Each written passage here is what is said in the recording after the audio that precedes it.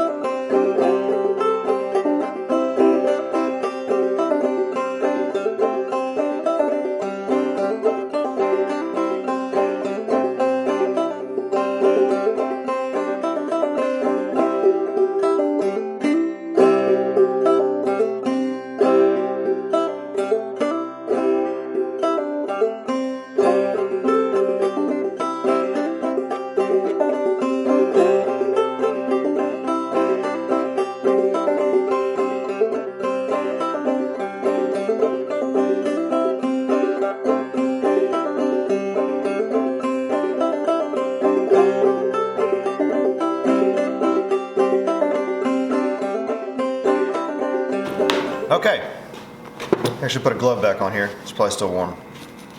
Nope, we're good. Nope, that is still warm. So you can see here we have our notches all cut out nice and pretty. And I'm gonna fine tune those for their final depth and width if I need to by hand. So I made sure that these kind of fit.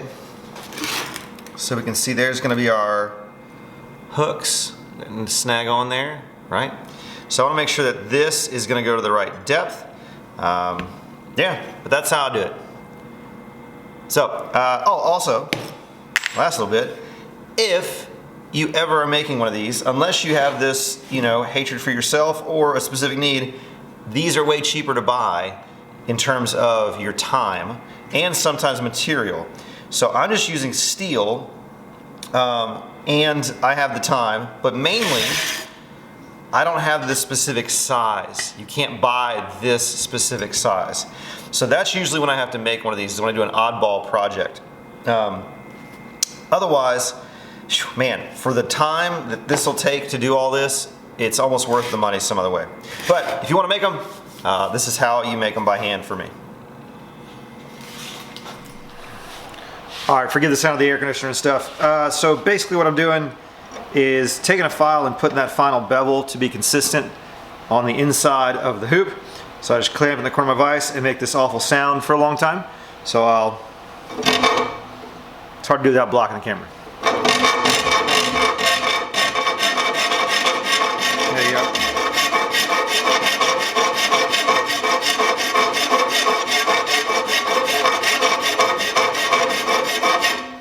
And that's it.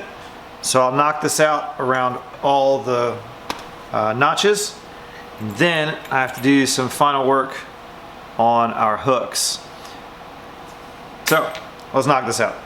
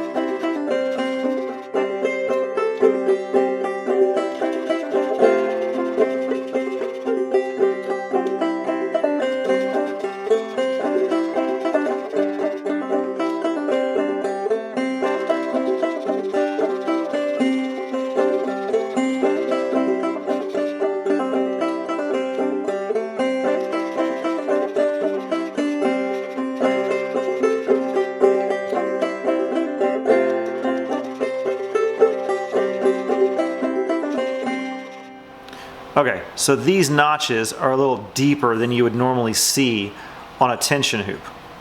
And that's intentional. I've done something differently because most times your banjo hooks just bend over and they grab that edge and pull down. Well, this is not a normal hook. On a normal hook, it's about 3/16 of an inch, a little smaller, depends on what you get. But they come up and just bend.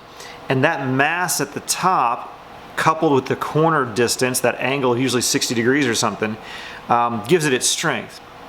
Well, in the ones you've seen me make, I'm actually grinding out a flat, right? So I've actually milled out half the width of this. And so to accommodate for that, I've welded on a piece at the top here, you can see that. And I'm gonna shape these to make sure they fit in there nicely. Now, I made it deeper because if I had milled this flat out and just bent that hook over, that little bit at the corner, the little mass, would not be enough to hold the strain and pressure of this. So I had to weld on the extra piece, which I kind of knew from a little bit from the beginning that I'm gonna have to do. And then now I can actually make them fit where they belong in the tension hoop. So I'll get to shaping these. I'm just gonna put them on a belt grinder, shape them up a little bit so that they look nice and tidy in our hoop.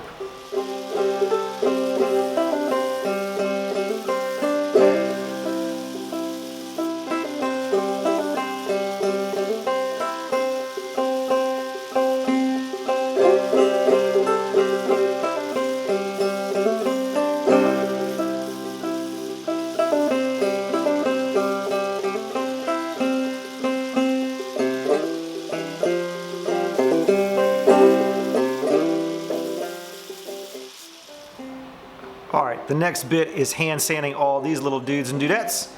I'm just doing 220 and 400. I'm about to paint them, so I just need a scuffed surface as well, but nothing too crazy. So we'll do some fine tuning, and I'll save you guys the sound of this for the next, like, I don't know, God, how long knows it'll take me.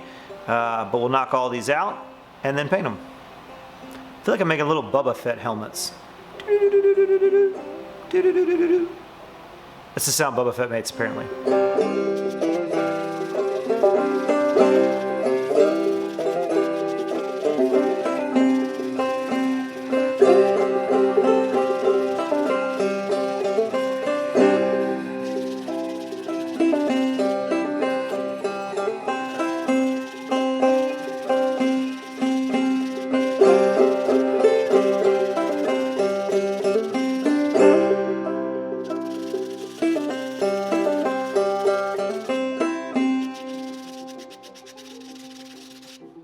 All right, another quick step before I do the final sanding on the tension hoop is I'm just gonna cut the corners off these tops so they're not so sharp, so nothing rides on them. So I will go ahead and take a file for a little while and just knock these back and then sand them up. Okay, so I'll do that to all of them, and then we're on to painting. So I got to degrease and paint. So a few steps, we'll move forward.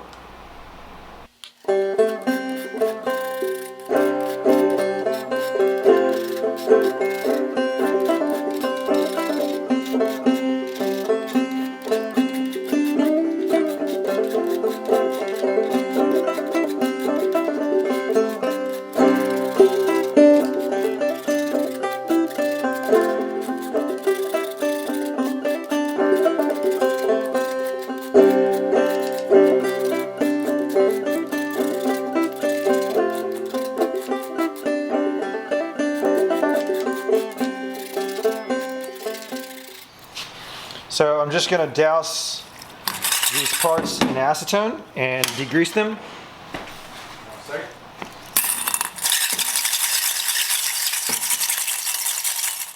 Get off any oils from my hands from hand sanding, any last little minute stuff, and then I'll just dry them by hand.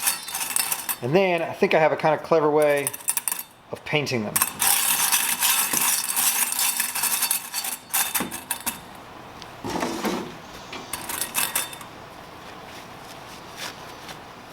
All right, so let's have a little laugh at me. I thought I had made one extra of these nuts, or sorry, of the hooks. No, turns out I made exactly what I needed. I just didn't finish off that extra. So I have one sitting here, this little fella, that I actually need to still slot out, weld on an extra piece, grind, even though I've gone through all that process 17 times. This is number 18. So I thought I had everything good to go, but here's what I'm gonna do right now.